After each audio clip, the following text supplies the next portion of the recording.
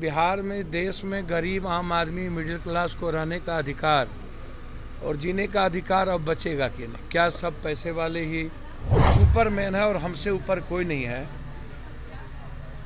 मुझे लगता है कि अविलंब इसकी एसपीडी ट्रायल, पूरे परिवार की कुर्की, मंत्री नेता इन सब के भाषाओं के कारण तो बीजेपी में हम सब में कोई फर्क नहीं लगता।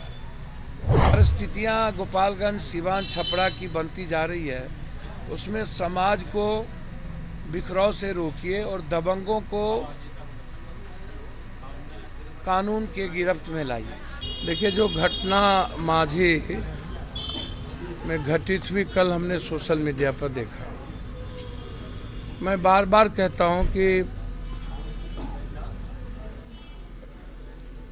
दबंग अपराधी का न कोई धर्म होता है, न जाति होती है, न माफियाओं का और न पैसे वालों का।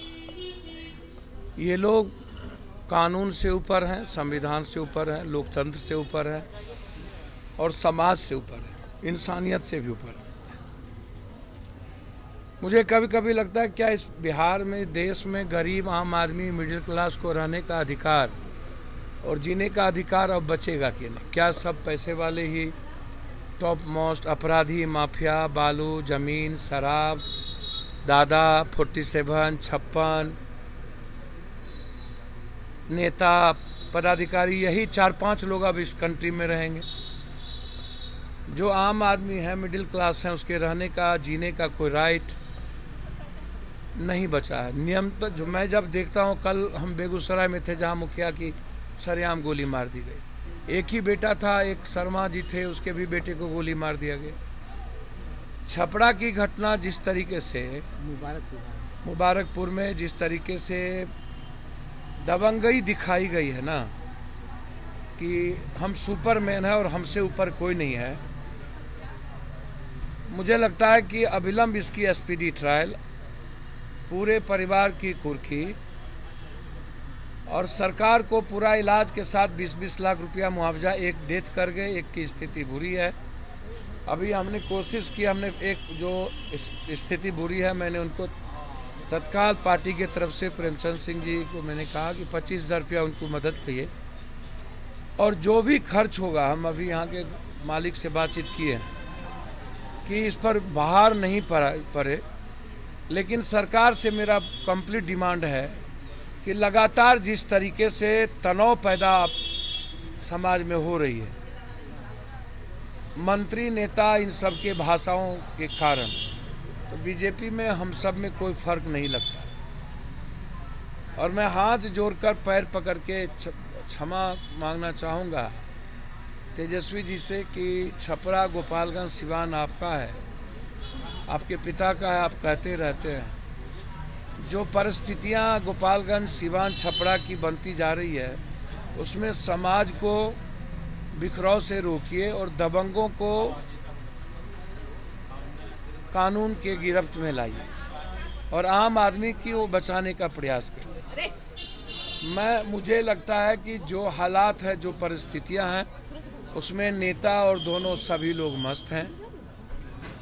समाधान आप कर रहे हैं, अच्छी चीज़ है, लगातार समाधान की ओर आप जा रहे हैं। मैं उम्मीद करता हूं कि जो परिस्थितियां आज बिहार में है, परसों सिवान में थे, सहरसा में थे 3 हत्या, उसके पहले शिवहर में थे लगभग 8 से 9 जनप्रतिनिधि की हत्या, बेगूसराय में थे उसकी हत्या, अभी मैं पालीगंज जा रहा हूँ, आरा में 2 दाम्पत्य की हत्या। तो छपरा की जो घटना है, ये कंप्लीट कुकृत है, अमानवीय है।